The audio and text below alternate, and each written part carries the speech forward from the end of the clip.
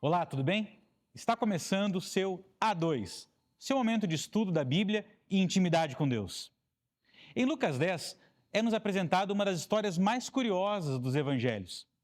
Jesus conta uma parábola sobre um homem que fez um trajeto entre Jericó e Jerusalém e optou por ir por uma estrada extremamente perigosa.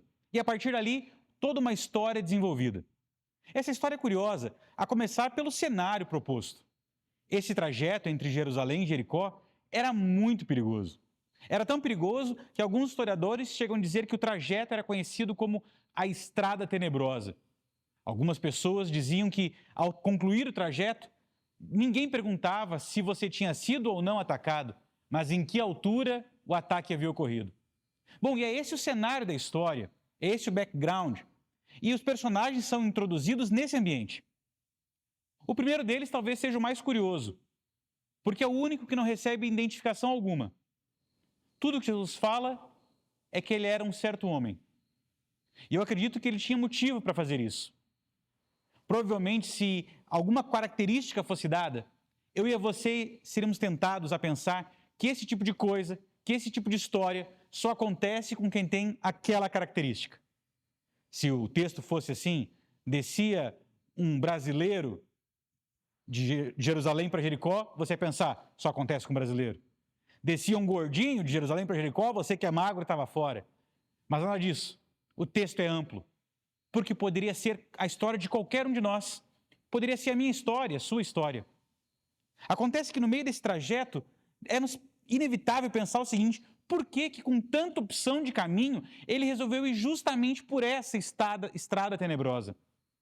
Bom, eu só consigo imaginar que esse homem, ele estava com pressa. Por que eu penso isso? Porque a nossa vida é assim, não é verdade? Nós estamos sempre com pressa. Nós queremos soluções rápidas. Às vezes tão rápidas que nós corremos o risco de arriscar coisas que nós não podemos perder. É o que acontece com esse camarada. Porque no meio do caminho, ele foi atacado por salteadores, por ladrões, que deixaram ele semi-morto. Tomaram tudo que ele tinha. Olha que engraçado, na pressa de conquistar mais, ele não apenas não conquista, como perde o pouco que tem. A partir daí, Jesus vai elencar uma série de outros personagens que vão passar pelo mesmo caminho e vão encontrar, vão ver aquele camarada, aquele certo homem, que podia ser eu, podia ser você. Bom, o primeiro deles a passar por ali é um sacerdote. Na certa também tinha muitas atividades, agenda corrida, muitos compromissos. Isso me faz lembrar de uma coisa. Às vezes nós achamos que se preenchermos a nossa agenda de atividades, a nossa vida vai ser mais feliz, a nossa caminhada vai ser mais tranquila, e essa estrada mostra que atividades não são a resposta para as nossas dificuldades. Depois passa um levita, um homem que fez de tudo para seguir a lei. Quando ele vê aquele camarada caído ao chão, semi-morto, ele não toca, porque os levitas não podiam tocar em cadáveres. Mas aqui é uma lição. Às vezes nós pensamos que guardando a lei, nós vamos resolver todas as nossas dificuldades, todos os nossos problemas. E essa história mostra que não é bem assim que as coisas funcionam. Eu quero lembrar você que toda essa parábola, ela foi contada em resposta a uma pergunta muito séria.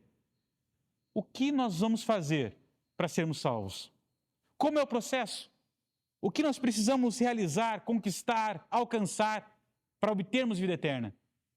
Bom, nesse estágio da história já ficou claro que não é tendo muitas atividades, nem cumprindo toda a lei, porque isso simplesmente não resolve o nosso problema. Agora, Jesus apresenta um outro personagem, um samaritano.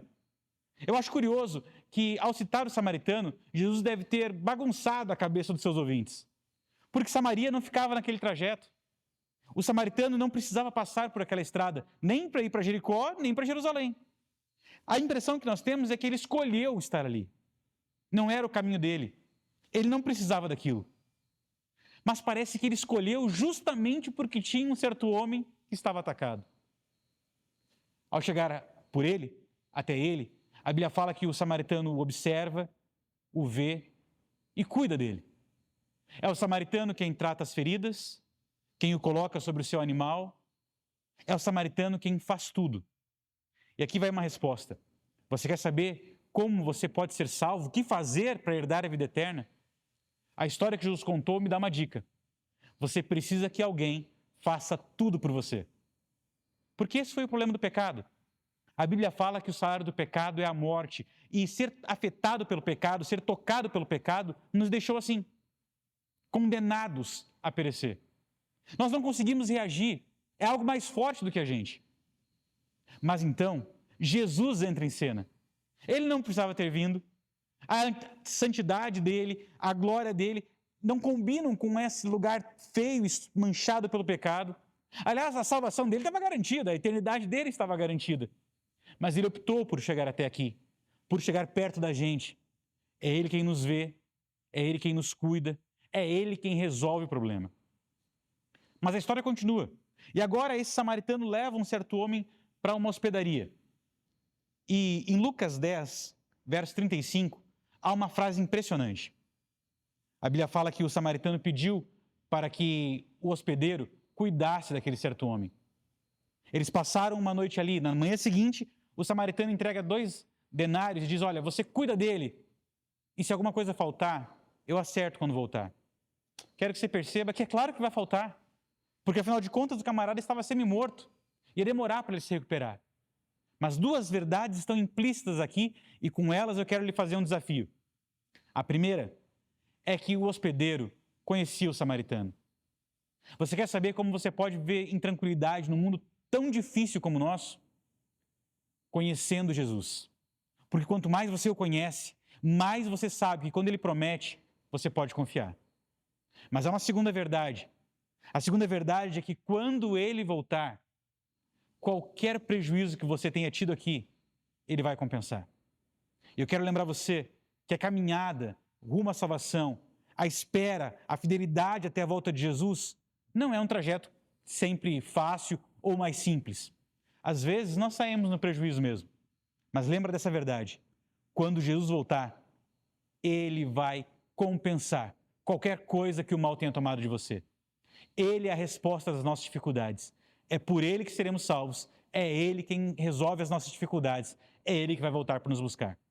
Bom, eu termino aqui e lembro a você que você deve continuar a sós com ele.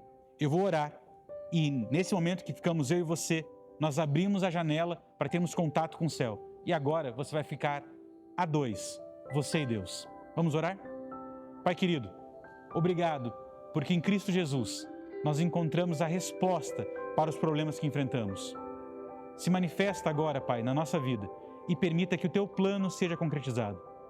Até a volta de Jesus, nos ajuda a sermos fiéis, sabendo que se alguma coisa for por nosso prejuízo ou tivermos alguma dificuldade, a volta de Jesus vai compensar. Até esse dia, nos guarda para o teu reino. É o que nós pedimos em nome de Jesus. Amém.